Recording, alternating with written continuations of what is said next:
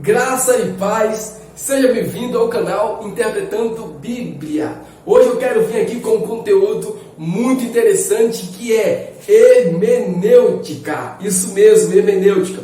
Como sempre de costume, por hábito, eu sempre peço a você que pegue uma caneta e um caderno para podermos fazer um pequeno esboço. Aliás, eu já fiz o meu esboço, assim dizendo que estaremos estudando sobre a hermenêutica.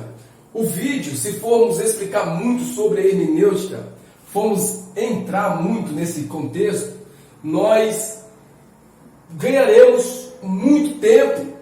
Então eu serei breve e serei bem rápido para que entendam a importância da hermenêutica. Mas antes disso, eu quero ler na Bíblia. Pegue a sua Bíblia, ou note se não tiver com a Bíblia no momento. 2 Pedro, capítulo 3 e o versículo 16. O que que diz? Diz, falando disto, como em todas as suas epístolas, entre as quais há pontos difíceis de entender, que os indoutos inconstantes torcem, e igualmente as outras escrituras, para a sua própria perdição. É importante dizermos que o apóstolo Pedro, ele diz que as epístolas do apóstolo Paulo existem pontos difíceis de entender, que os indoutos, eles usam para a sua própria perdição. Eu quero fazer um alerta. Estamos vivendo em um tempo que existe inúmeras hermenêuticas, inúmeras interpretações que são errôneas. Por isso que esse vídeo hoje é para te ajudar a entender a respeito da interpretação correta da palavra de Deus. O termo hermenêutica provém do verbo grego hermeneumin, que significa explicar, traduzir e interpretar.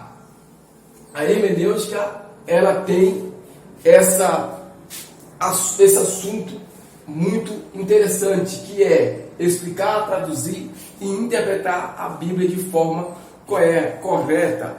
Eu quero te dar uma dica para poder interpretarmos a Bíblia correta, de forma correta, é que a Bíblia, ela deve ser lida, feita a leitura, não apenas versículos, tem que ser o capítulo todo para podermos entender o que o texto realmente ele está trazendo. Todas as vezes que você lê a palavra de Deus, sempre faça aquela pergunta: quem escreveu? Pesquise quem escreveu. Qual é o real sentido que a pessoa, que o escritor estava querendo trazer? O que realmente Deus estava querendo para aquela época. Isso será uma hermenêutica muito boa e poderosa para podermos explicar a palavra de Deus. A hermenêutica, ela tem uma importância muito forte.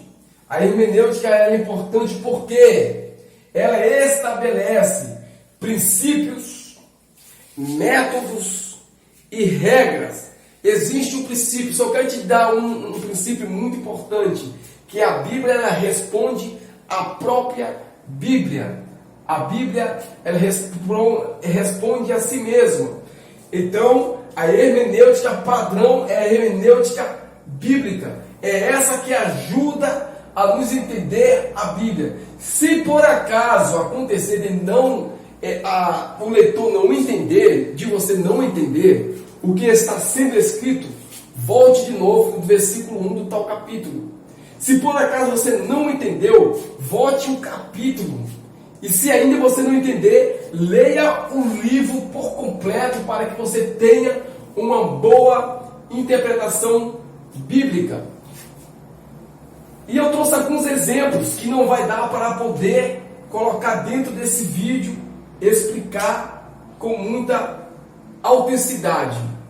Em João 10:10, quando a pessoa lê o capítulo 10, versículo 10, ele lê o texto isoladamente, ele comete um erro, dizendo que o ladrão que está no 10 é Satanás, mas não é. Eu estarei explicando isso em outro vídeo.